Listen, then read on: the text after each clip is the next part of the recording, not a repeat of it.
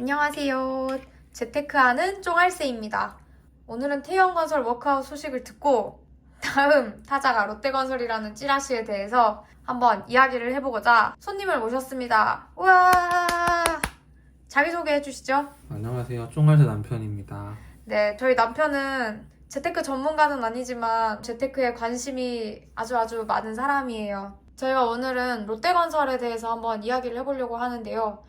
롯데건설이 태형건설처럼 워크아웃을 하게 될지 이야기를 해보도록 하겠습니다. 롯데건설, 태형건설처럼 워크아웃 한다, 안 한다? 안 한다. 왜 안 할 거라고 생각하는지 궁금한데요.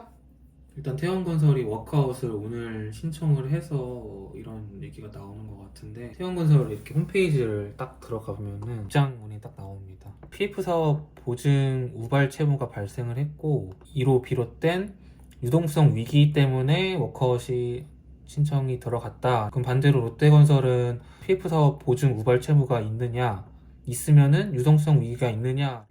롯데건설이 PF 사업 보증 우발 채무가 있는 것은 맞으나 유동성 위기를 겪고 있지는 않기 때문에 워크아웃에 돌입하지 않을 것 같다라는 게 제 생각입니다. 오늘 뜬 뉴스에 따르면 롯데건설이 자기 자본 대비 PF 규모가 112.7%에 달한다고 하는데 이 정도면 뭐 유동성이 아무리 높더라도 높은 비율 아닌가요? 근데 이런 퍼센티지에 집중하는 것보다 그게 얼마인지를 좀 먼저 알아봐야 될 것 같아요. 지금 기사를 보니까 PF 우발 채무 규모가 한 4조 6천억 정도가 된다고 지금 나와 있네요. 그러면 롯데건설은 4조 6천억 원의 PF 우발 채무 규모를 감당할 수 있을 것인가?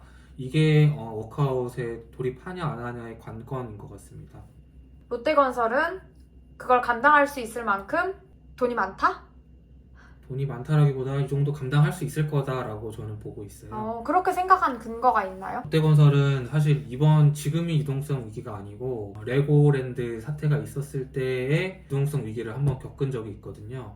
그때가 진짜 유동성 위기였고 롯데건설은 그때 그룹사의 지원을 받긴 했지만 유동성 위기를 어느 정도 좀 해결을 했다라고 보고 있습니다. 실제로 이 기사를 보시면 작년에 레고랜드 그 사태가 일어나고 나서부터 한 2조 6천억 원의 채권을 인수를 했어요. 롯데건설이 진짜 돈을 내고, 이 돈은 물론 그룹사에서 나왔지만, 근데 다행히 CEO가 바뀌고 하면서 이쪽에 많이 집중을 했고, 이 2조 6천억 정도에서 2천억 남기고 2조 4천억 정도는 시장에다가 다 물량을 넘겨가지고 현재 가지고 있는 그런 우발 채권은 없고요.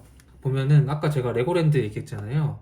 레고랜드 했을 때 작년에 2조 보면 여기에 자산 중에 유동 단기 손익 인식 지정 금융 자산이 있는데 이게 채권이에요. 그때 롯데건설이 여러 군데 돈을 빌려가지고서 2조 7천억 원의 채권을 샀습니다. 9월 달에 나온 그런 공시인데 2,900원밖에 안 나왔어요. 그러니까 한 2조 정도 되는 거를 시장에 갖다 팔았어요.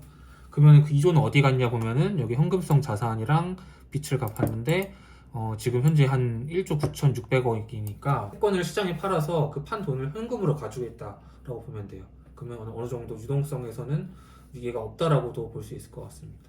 태형건설 같은 좀 상황이 오더라도 충분히 관리가 가능하다. 그럴 것 같아요. 그러면 태형건설도 그룹의 어떤 지원을 받았을 것 같은데 왜 롯데건설은 유동성이 충분하다고 보고 태형건설은 이렇게 위기를 맞게 된 거예요? 태원건설은 롯데건설보다 규모가 작았음에도 불구하고 우발 채무가 있는 걸로 알고 있는데, 롯데건설은 태원건설보다 덩치가 크지만 그래도 비교적 낮은 규모의 우발 채무를 가지고 있었고, 거기다가 한 가지 더 큰 차이점은 롯데건설은 그 매입한 ABCP를 시장에다가 팔아가지고서 현금으로 쥐고 있었지만 태원건설은 시장에다 안 판 걸로 알고 있거든요. 그러니까 쓰레기 채권을 그냥 가지고 있다, 현금 대신에 라고 보시면 될 것 같습니다. 그럼 롯데건설은 시장에다 쓰레기 채권을 판 건가요? 근데 쓰레기라고 할 수가 없는 게, 그때는 회사채에 금리가 낮아지기도 했고 부동산 경기도 좀 반짝 좋았어가지고서 분명히 매수자가 있어야 받아주는 거니까 이거를 뭐 넘겼다고 비난할 일은 아닌 것 같습니다.